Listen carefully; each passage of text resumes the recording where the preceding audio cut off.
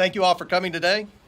Since taking the gavel in January, the Committee on Oversight and Accountability has accelerated its investigation of the Biden family's domestic and international business practices that we began last Congress. I want to be clear. This committee is investigating President Biden and his family's shady business deals that capitalize on Joe Biden's public office and risked our country's national security. This committee has a duty to ask questions and pursue the facts, no matter where they take us. Through the committee's investigation, we intend to provide transparency to the American people and reach legislative solutions. In only 4 months since obtaining subpoena authority, we have made astonishing progress. Today, we'll talk about that progress.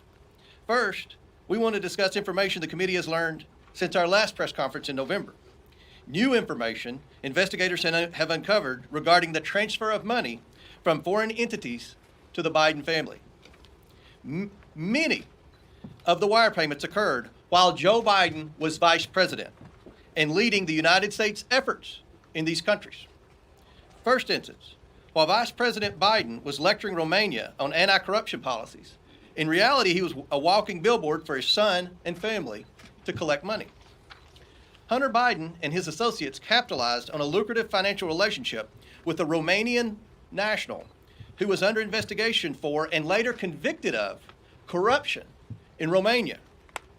The Bidens received over $1 million for the deal, and 16 of the 17 payments to their associates' account that funneled the Bidens' money occurred while Joe Biden was vice president. In fact, the money stops flowing from the Romanian national soon after Joe Biden leaves the vice presidency. This is a pattern of influence peddling. This appears separate from any payment Hunter received from his work connecting this individual to a U.S. law firm. We'll also provide further information regarding the Bidens' relationship with China. This includes 2 individuals the committee is particularly concerned about. One of them, Xi Jinping, had close ties to the highest levels of the Chinese Communist Party and operated a multi-billion-dollar energy company with access to large sums of money. We'll discuss how the Bidens received millions of dollars from this individual through the use of shell companies and wire transfers. In March, the committee released its first bank records memorandum that showed a Biden associate, Rob Walker, used his company to funnel money from the Chinese to various Biden family members.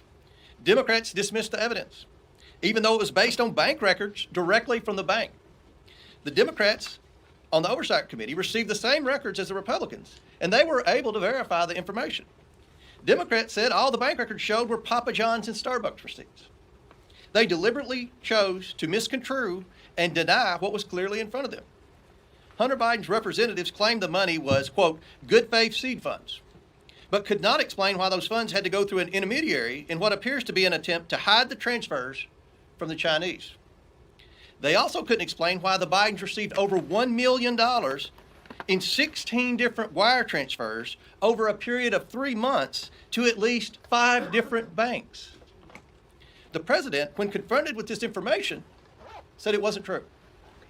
Instead of being honest with the American people, President Biden has claimed since the 2020 election that his family has not received money from China. That was a lie in 2020, and he continues to lie to the American people now.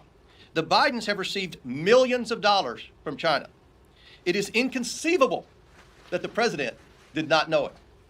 The White House refuses to correct the president's statements, showing the president is now using the federal government to run interference for his family's and his own role in these schemes. Now I want to say a few remarks about the developments last week. A week ago, I sent a subpoena to the FBI for a form that a whistleblower has alleged is in the FBI's possession. We hope the FBI will be transparent and forthcoming and provide the Oversight Committee with the 1023 form we have subpoenaed. If they do, the committee will assess the form it has subpoenaed from the FBI, and has been my practice. We will report to you only facts when they are verified and indisputable. This committee will not pursue witch hunts or string the American people along for years with false promises of evidence that is beyond circumstantial evidence, as Representative Adam Schiff and the Democrats did for years. I trust the whistleblower. A subpoena from this committee is a powerful tool that I do not take lightly. The level of detail provided to Senator Grassley led me to conclude a subpoena was warranted, and I stand by that assessment. I will say this. When Senator Grassley approached me with the information the whistleblower provided, it was because of the information we've learned through this committee's own investigation that indicated to me the whistleblower's allegations are consistent with our independent findings. Those findings are what I called you here today to discuss. The committee has reviewed thousands of bank records from individuals and companies affiliated with the Bidens and their associates. It has received these bank records pursuant to 4 subpoenas I've issued to different banks. These were targeted and specific subpoenas, and each was different based on the information we believed the banks possessed. Every one of those subpoenas returned valuable information that had been unreported and that contributed to this committee's understanding of how the Bidens conducted their businesses. The committee is concerned by the complicated, suspicious network of over 20 companies we have identified the Bidens and their associates used to enrich themselves. Most of these companies were limited liability companies formed during Joe Biden's vice presidency. The bank records show the Biden family, their associates, and their companies received over $10 million from foreign nationals and their companies. Some of that money came from a Chinese company and went to Hunter Biden's company. Other transfers occurred with the help of Rob Walker, who then sent it on to different Biden family members. This is not how lawful businesses operate. Chinese nationals affiliated with the Bidens created limited liability companies in the United States and then in a short period of time transferred their interest to a Chinese company that sent money to the Bidens.